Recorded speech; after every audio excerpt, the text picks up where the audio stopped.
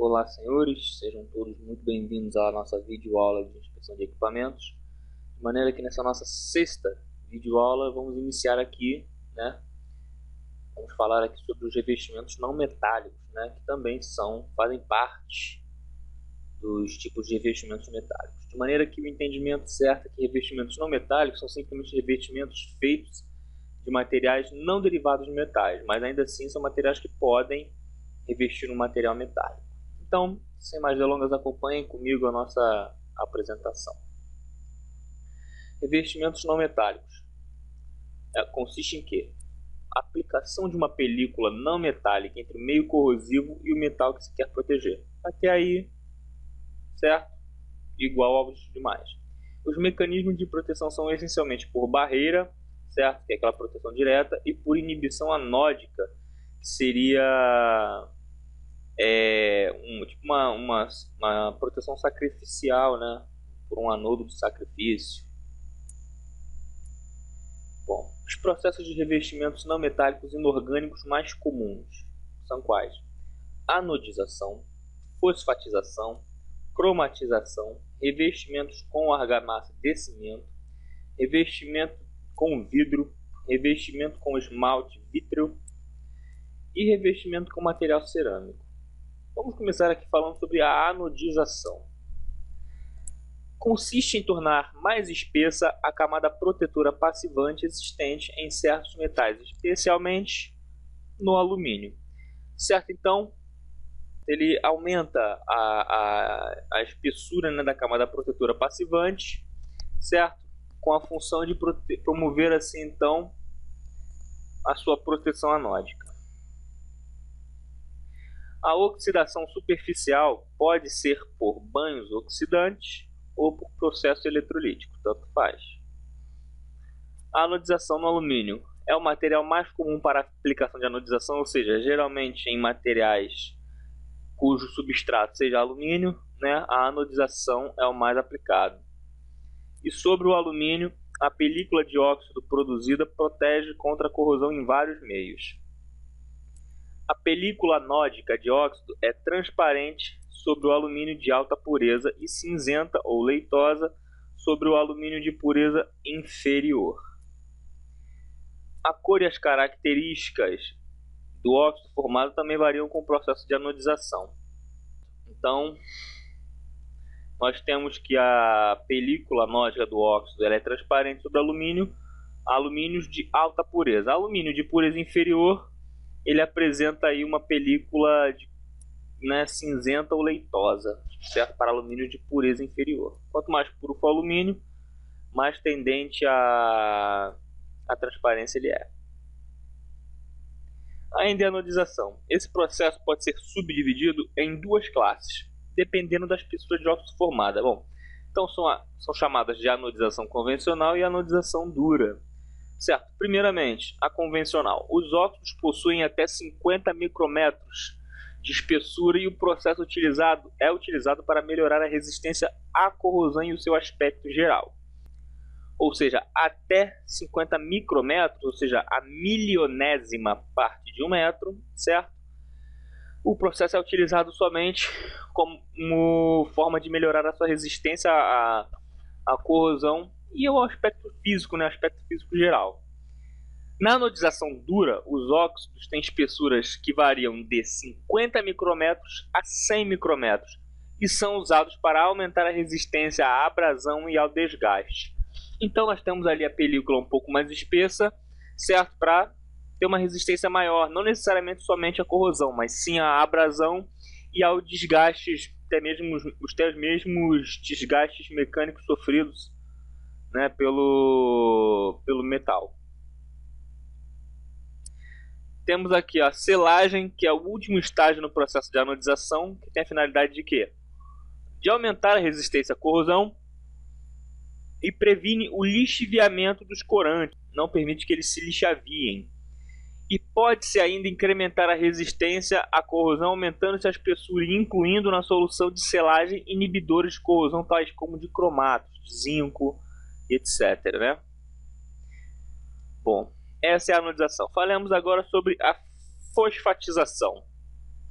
Fosfatização, processo baseado na adição de uma camada de fosfatos à superfície metálica. O nome mesmo já diz, certo? Fosfatização, adição de fosfatos, de uma camada de fosfatos sobre seu substrato metálico. A camada de fosfatos inibe processos corrosivos e constitui-se em uma excelente base para a pintura devido à sua rugosidade adquirida, certo? Quando você aplica a fosfatização, ela cria por si só uma rugosidade tal que é excelente base para uma pintura. Os revestimentos de fosfatos podem ser obtidos seja por imersão ou por aspersão das peças metálicas com as soluções de fosfato. Ou seja, você pode obter uma fosfatização por imersão, certo? Ou você pode obter uma fosfatização por aspersão dessas peças metálicas. Para melhorar a preparação para a pintura, é necessária uma camada fina e uniforme de fosfatos, certo? Então, se você antes de pintar for revestir o seu metal por fosfatização, essa camada ela deverá ser fina e uniforme. Nos processos de revestimento com fosfato, o que acontece? Espessuras variam de cerca de 2,5 micrômetros até mais de 50 micrômetros, ou seja, tem uma faixa de espessura bem extensa, em função do fosfato formado sobre a superfície metálica. Então, dependendo dessa formação desse fosfato, você tem aí uma espessura que varia nessa faixa aí, de 2,5 micrômetros a 50 micrômetros. São usadas soluções de ácido fosfórico com fosfatos primários de ferro, manganês ou zinco, seja separadamente ou em combinação. Ou seja, os fosfatos geralmente são manganês ou até mesmo o zinco. O processo é largamente empregado nas indústrias automobilísticas e de eletrodomésticos. Após o processo de desengraxe da superfície metálica, aplica-se a fosfatização, seguindo-se da pintura. Ou seja, nesse parágrafo aqui entendemos o campo de aplicação, que é na indústria de automóveis e na indústria de eletrodomésticos, eletroeletrônicos em geral, certo? E antes, na forma de pré-tratamento da fosfatização, nós temos que ela deve passar por um processo de desengraxamento para remoção de qualquer tipo de graxa, de impureza. E após a fosfatização, você pode aplicar a sua pintura. Bom, falemos agora de cromatização. É a reação da superfície metálica com soluções ligeiramente ácidas contendo cromatos. Semelhante à fosfatização, a diferença é que esses não são fosfatos, são cromados, tá certo? São cromatos. Soluções ligeiramente ácidas contendo cromatos. A camada de cromatos passivante aumenta a resistência à corrosão da superfície metálica que se quer proteger. Ou seja, ela funciona dessa forma. Ela aumenta também a resistência à corrosão da superfície que se quer proteger. Falemos agora sobre o revestimento com argamassa de cimento. Colocação de camada de argamassa de cimento com espessura da ordem de 3 a 6 milímetros sobre a superfície metálica. Então percebam que já é em relação à fosfatização, à anodização e até mesmo à cromatização, é um revestimento que utiliza uma camada muito mais espessa, né? De longe muito mais espessa do que a desses outros tipos de revestimentos supracitados. Esse revestimento é muito empregado na parte interna de tubulações e nesse caso é aplicado normalmente por centrifugação. Certo, geralmente tubulações que vão trabalhar com materiais com uma salinidade maior, aplica-se um revestimento com argamassa de cimento. Em tubulações de grande diâmetro, é comum usar-se um reforço com tela metálica para manter fixado esse revestimento.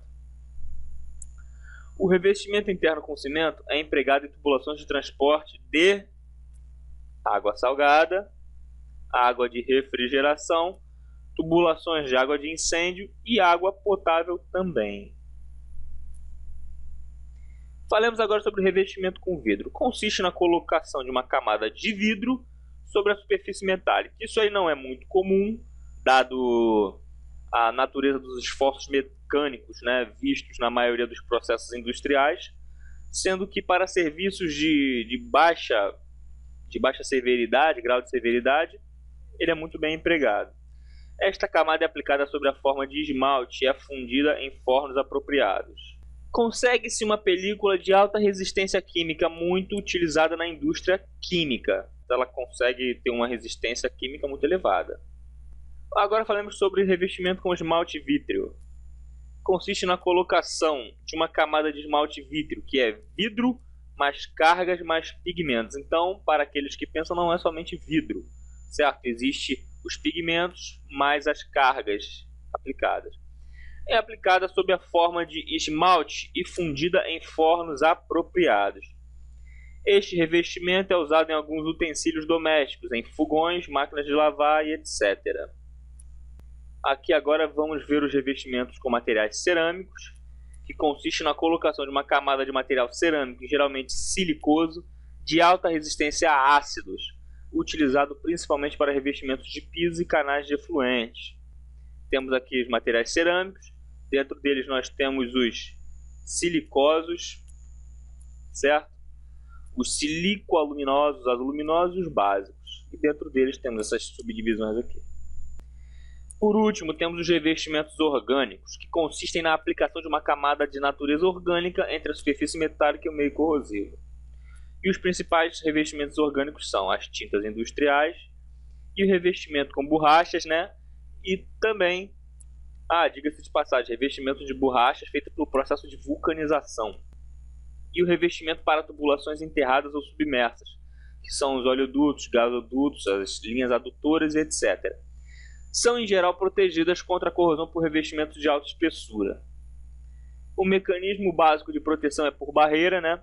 Por isso que é a necessidade de uma alta espessura entre o metal e o meio corrosivo, e tem a necessidade de uma complementação com o uso de proteção catódica, ou seja, esse revestimento ele por si só ele não é suficiente para combater os agentes corrosivos, então há necessidade também, em concomitância com ele, o uso da proteção catódica. Certo? Uma proteção catódica que seja aplicável. Bom, senhores, com isso encerramos aqui a nossa matéria de revestimentos metálicos. Espero que todos tenham entendido não só os processos, mas também a importância que se tem de tratar desse assunto, né? Porque é importantíssimo para o inspetor de equipamentos avaliar as condições da estrutura do seu material, certo? Então fiquem todos atentos, se for necessário assistam os vídeos mais de uma vez e estudem bem a nossa apostila. Mas fiquem todos com Deus, até a próxima videoaula. Tchau, tchau.